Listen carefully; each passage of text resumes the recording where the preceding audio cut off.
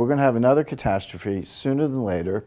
It'll be bigger than 2008, but the next one's going to be strike three. We've had 2 warnings. They've been ignored. The 3rd time, it's game over.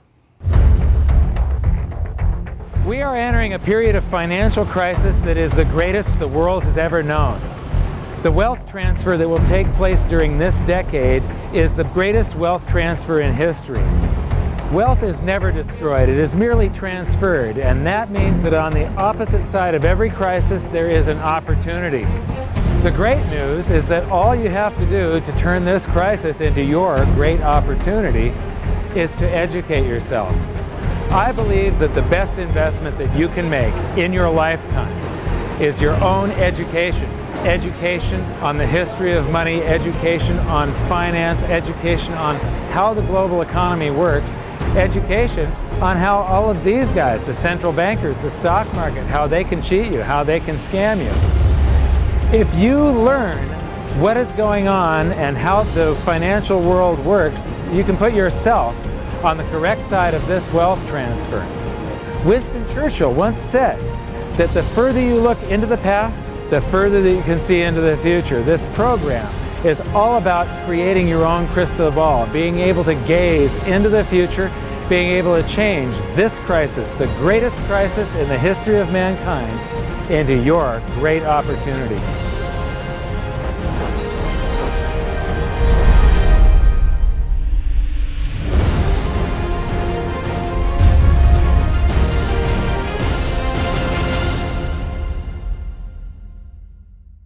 Hi. In the last episode of Hidden Secrets of Money, I spoke with Harry Dent about deflation and the reason that we both feel that it's absolutely inevitable. In the bonus feature, I talked with Harry about some of our differences, and he believes that it's going to be a long, drawn-out deflation. I believe it's going to be a very short-lived deflation, followed by potentially a hyperinflation. And the reason is something we're going to talk about in this episode, and it's velocity of currency. And that is all controlled by psychology. I'm very fond of saying that the economy is both psychological and psychological. It runs in waves and cycles, and those waves and cycles are very logical because of the psychology that's going on behind it, and that psychology controls the velocity of currency.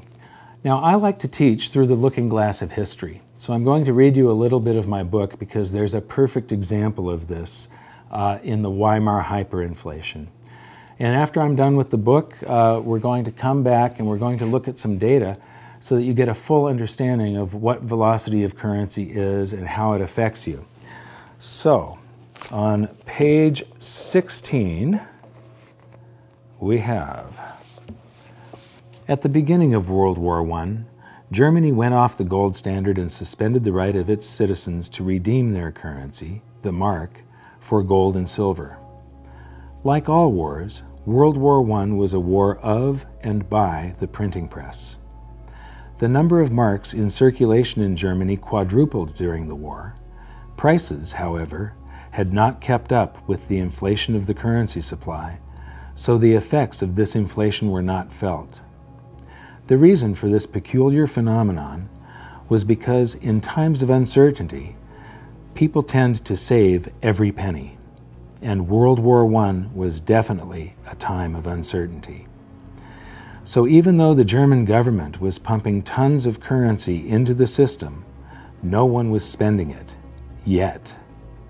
But by war's end, confidence flooded back along with the currency that had been on the sidelines, and the ravaging effects worked their way through the country as prices rose to catch up with the previous monetary inflation. Just before the end of the war, the exchange rate between gold and the mark was about 100 marks per ounce.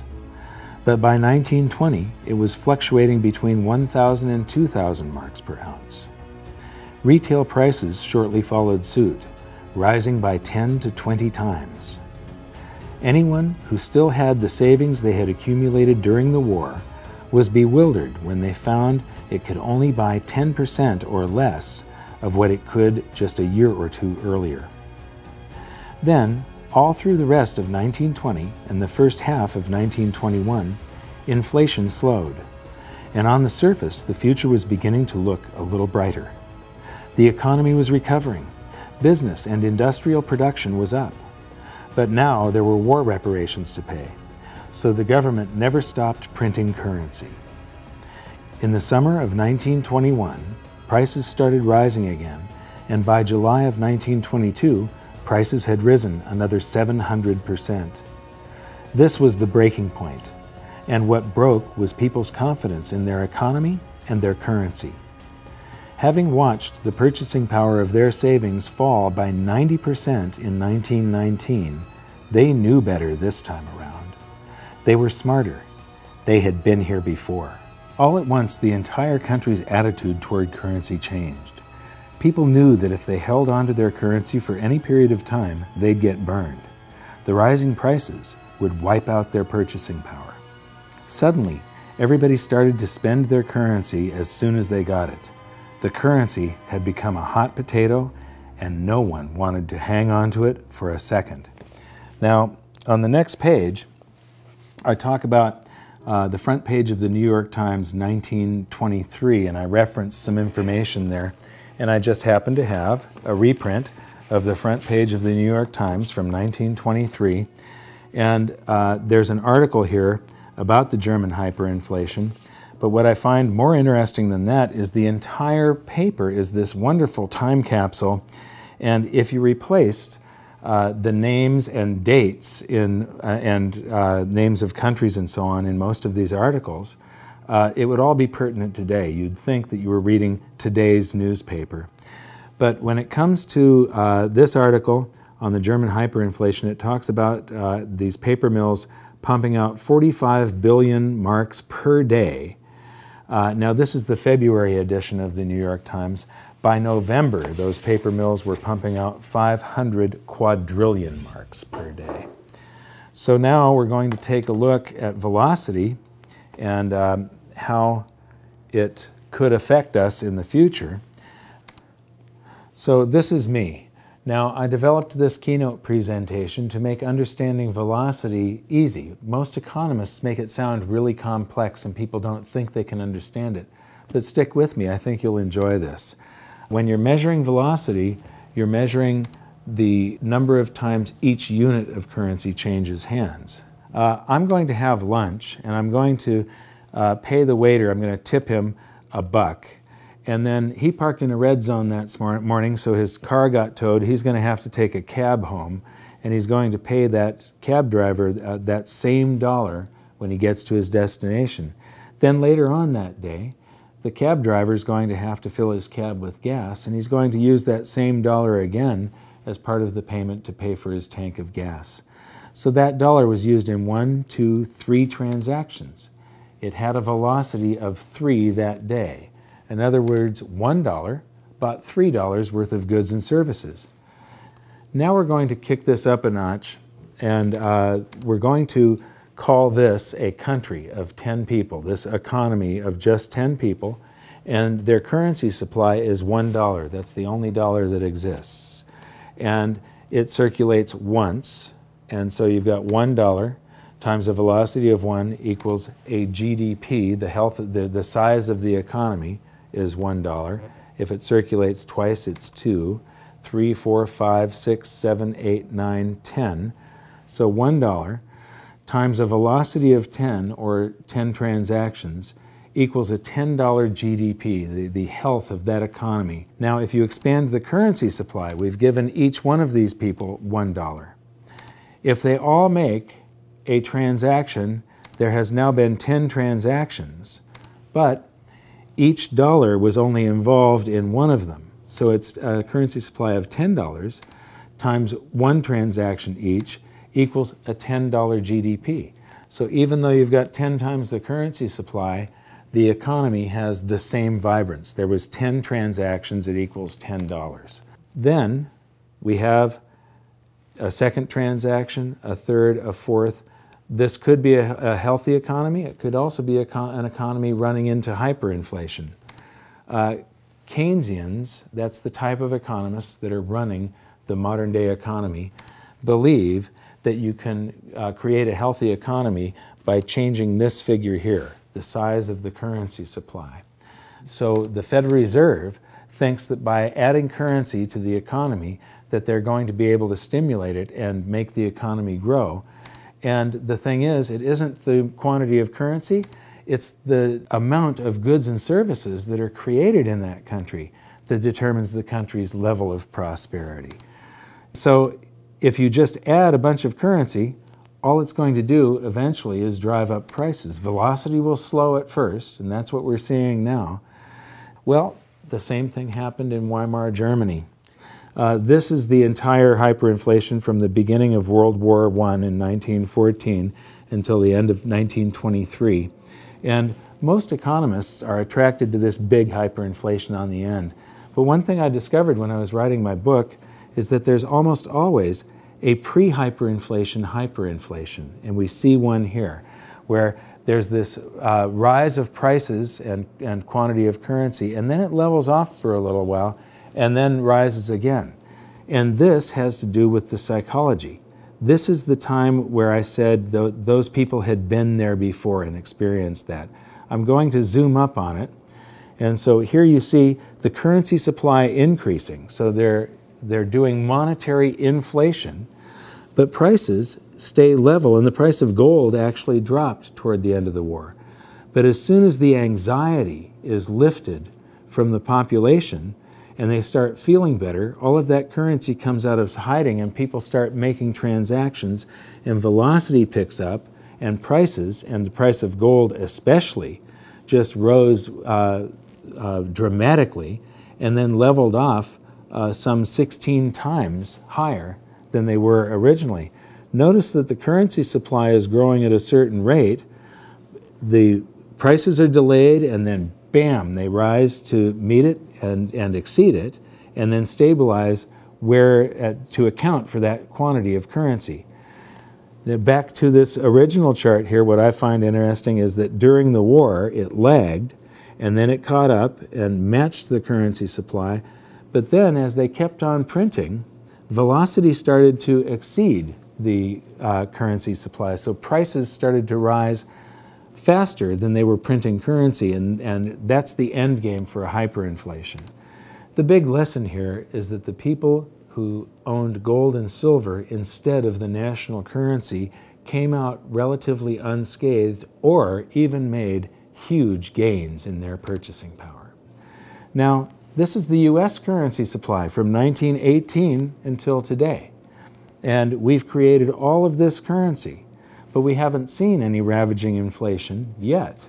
And that is because velocity has fallen to compensate for the creation of currency. But there will come a time when the psychology of the country changes, and you will see, after this short-term deflation, where velocity falls even further, you will then see the velocity pick up and prices will rise. And I believe that we will go into a hyperinflation because they're going to create more currency than this. And that currency is going to be sitting there, and velocity will have slowed and slowed and slowed to compensate it until something changes psychologically. The beginning of every hyperinflation looks like everything is okay again. The economy gets better, velocity picks up, and that's the really danger point, and nobody can see it as velocity starts picking up. Right, well, of course, there's a name for that. It's called money illusion, which is before the inflation really kicks in and either gets extreme or turns into hyperinflation. There is this feel-good period where, you know, there's more money around, and, you know, unemployment's dropping and people feel more prosperous. The prices haven't quite skyrocketed yet. It's all illusory because it'll go away once the price level adjusts. But there is that kind of, you know, period in between, and it is a feel-good period, but it doesn't last very long. But you're making a very good point, which is a lot of people assume that inflation is a function of money supply or money printing, and that's not right. It's a partial function of money supply, but the other part of the function is behavioral. It has to do with velocity, which is just a psychological phenomena. You know, do you feel good? Do you want to go out for dinner? Do you want to take your friends? You know, do you want to take a vacation, or do you want to stay home, leave your money in the bank, and watch TV? Those are two different states of the world. based a lot on your confidence and how you feel. Both things have to come together to get the kind of inflation the Fed wants. Now here's the problem. They can make the money supply whatever they want. And they're certainly printing trillions of dollars, we understand that. So far, they have not been able to bend the velocity curve. They have not been able to get you and me and everyone else in America and around the world to spend more money. But let's say they do. They change the psychology, they change the behavior. Once you change it, it's very hard to change it back. It's not like throwing an on-off switch. I mean, it's taken years for the Fed to kind of try to inject an inflation scare, try to get some inflation. But what if it actually comes? What if inflation goes from 1% to 3% in a matter of 6 months and stays there and looks like it's going to 3.5%? Well, the next stop is 10%. It's not, the Fed thinks they can dial it back down to 2.5%, which is what they say they want. But what they'll find is once that velocity, once that behavioral genie is out of the bottle, they won't be able to get it back in. It'll take off. It'll take on a life of its own. What's the Fed going to do? Raise interest rates to 10% with unemployment of 7%? I mean, people go down and burn down the Fed. I mean, there are limits on what they can do. But the point is, once it starts, and you're exactly right, it's a feedback loop. It feeds on itself. The Fed thinks they can control it. They're wrong. The behavioral aspect of it will be out of control, and like I say, we'll be on our way to 10%, if not worse. It seems like all of these bright minds that want to run things, none of them trust the free market mechanism. Well, I think that's right. They will talk to you ad nauseum about the failures of the free markets without realizing that most of the so-called failures are actually the result of misguided government policies from prior times. I'll give you a classic example. 1998 was a warning. That's, started in 1997, capital outflows from emerging markets, started in Thailand. There was blood in the streets in Jakarta and Seoul, made its way to Russia. Russia imploded, took down the hedge fund long-term capital management. I was associated with that, so I had a front row seat on that disaster. And finally, the world built a firewall around Brazil, and Brazil did not collapse, although it would have been the next domino to fall. Now, there was a clear-cut lesson. Capital markets came within hours of complete closure. And I was there. I sat with Peter Fisher, who was head of open market operations at the Fed, his associate Dino Cost. We were on the phone with Bill McDonough, president of the Federal Reserve Bank of New York. Gary Gensler was there from the Treasury, all the lawyers, all the bankers on Wall Street. We were trying to hold this together. Now, we did bring it in for a soft landing, so the world has kind of forgotten about that episode. But it was extremely close and extremely delicate. We were literally hours away from shutting down global bond markets and stock markets. Now, what lessons were learned? Well, the lessons... Well, that cascades into the credit card not working and the gas coming out, not coming out Correct. of the pump. That's right. There would have been a global bank holiday, and we were Yes. hours away from that. Now, it didn't happen, so everyone's like, oh, no big deal, it's fine, but there were some lessons that should have been learned. Banks should have been broken into smaller units. Derivatives should have been banned, et cetera. There were things that should have been learned from that. Instead, what did? We did the opposite. We repealed Glass-Steagall, which allowed banks to be hedge funds. We repealed swaps regulation, which allowed them to create swaps and derivatives on all kinds of other things that had never been done before. We repealed the net capital rule for broker-dealers, so instead of 15-to-1 leverage, you were allowed to have 30-to-1 leverage, which Lehman had on the day it went down. We implemented Basel II, which allowed banks to use more leverage. We did the exact opposite of what we should have learned in 1998. Is it any surprise that 10 years later, we had a bigger catastrophe, almost destroyed capital markets again, and now here we are not learning the lessons again. We haven't done anything we need to do, so therefore, we're going to have another catastrophe sooner than later. It'll be bigger than 2008, but the next one's going to be strike three. We've had 2 warnings, they've been ignored. The third time, it's game over. I don't see any particular difference between my outlook and yours. Certainly a situation where society owes more than it can pay, and where it has to default, either honestly or dishonestly, is deflationary. Debt liquidation. Honestly being just a default. We are bankrupt, we can't pay you. Yeah. Dishonestly inflating the debt away. Exactly, exactly. Honestly would be to say to the bondholders, yeah, that's right, we say we're going to pay you back, and we say we're going to pay you back with interest. Well, too bad, so sad. Times are tough, we lied. Strong letter to follow, right? Say to guys like me, you're 60? Yep, I know you're supposed to get Social Security when you're 62 or 65. The truth is, we don't have the money, so you're not going to get it, right? That's the honest way. I think the yield to politician is very low with regards to the honest way. So I think that we're going to have deflationary scares, and I think we're going to have deflationary events. I think we're going to have asynchronous events like long-term capital management and things like that, that will initially have deflationary outcomes. But I suspect, like you, that the demand for the public will be for the big thinkers to solve that problem and solve it in the only way they know how, which is to fill every crack, even the Grand Canyon, with currency.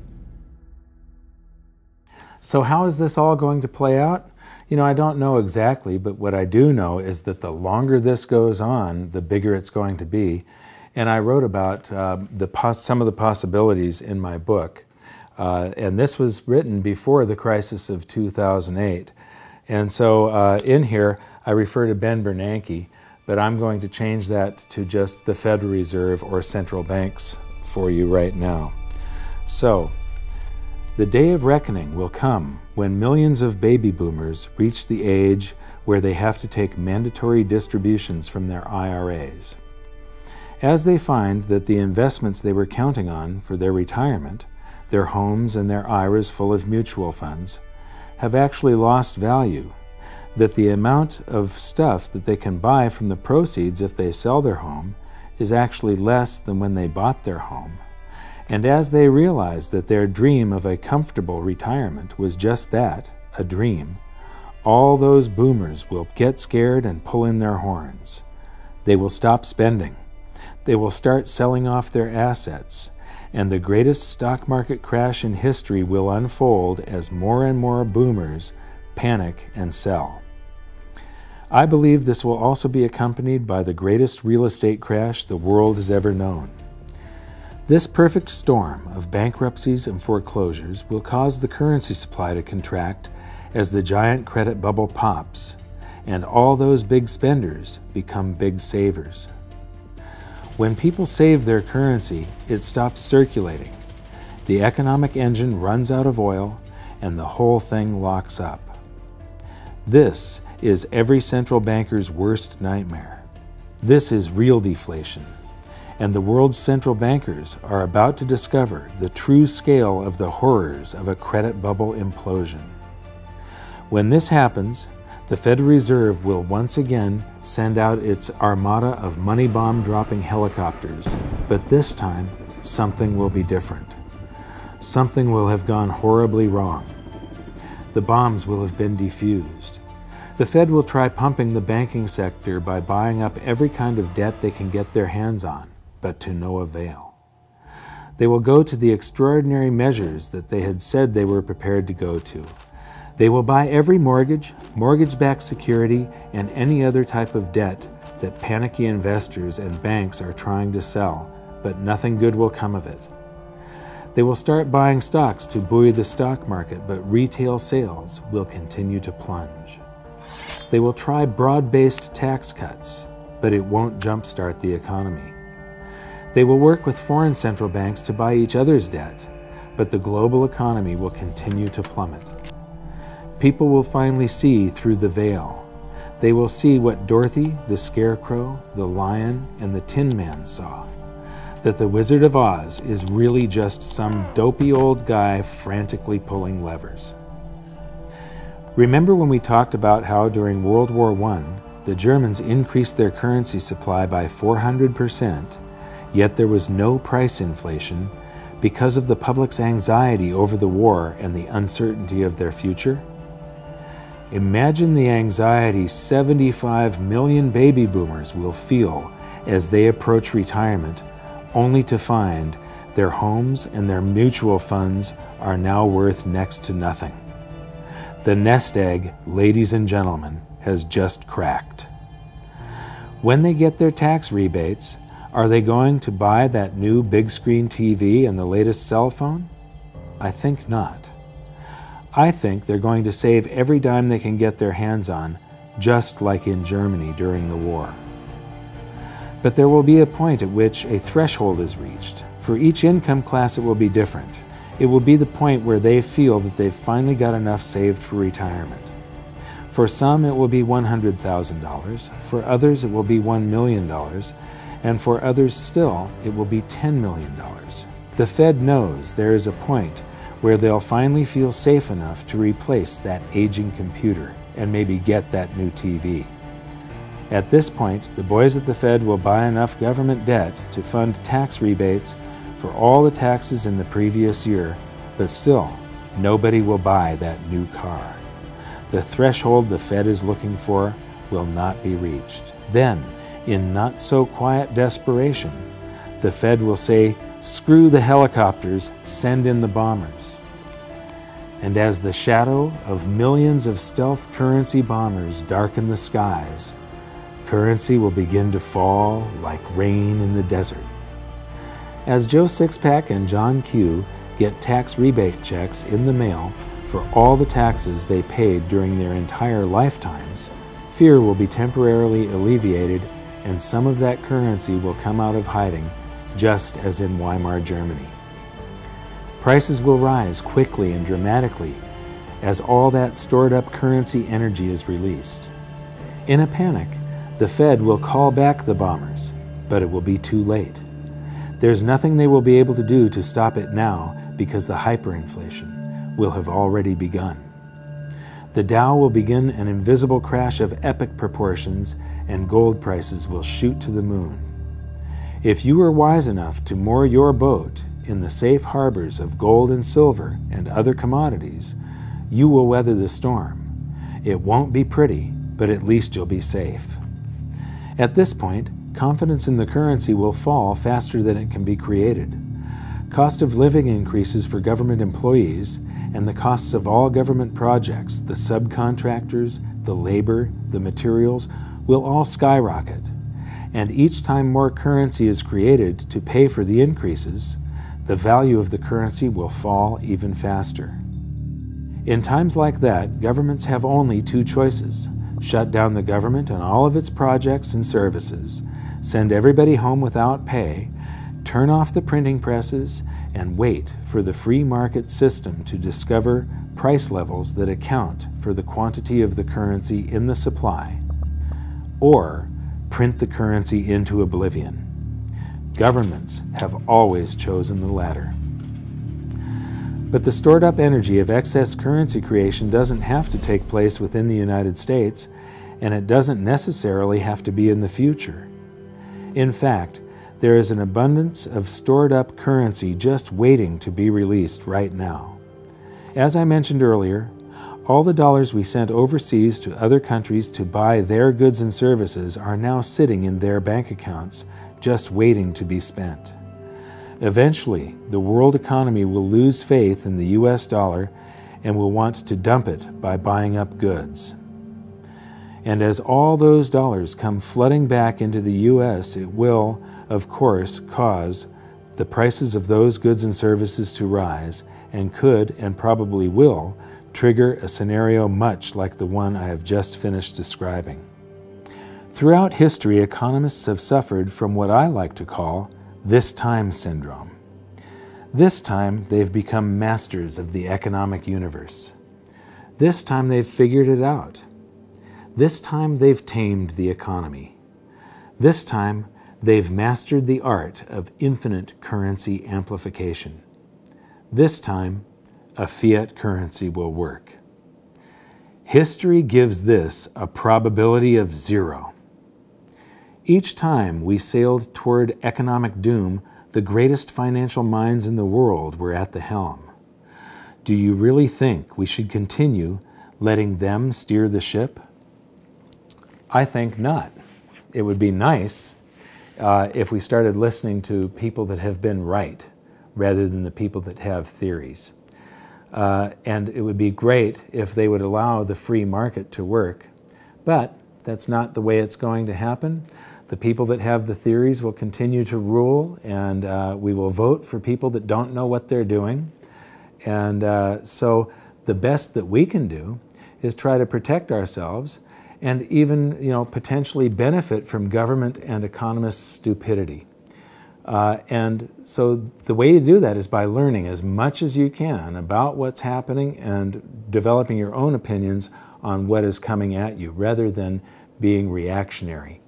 And you can do that by watching some of the bonus feature. Just click the info button And we'll see you in the bonus feature. And until next time, until the next episode, see you there. One of the most important things is how to prepare for all of this so that you can be able to see through that economic veil and understand what's going on when things start to shift.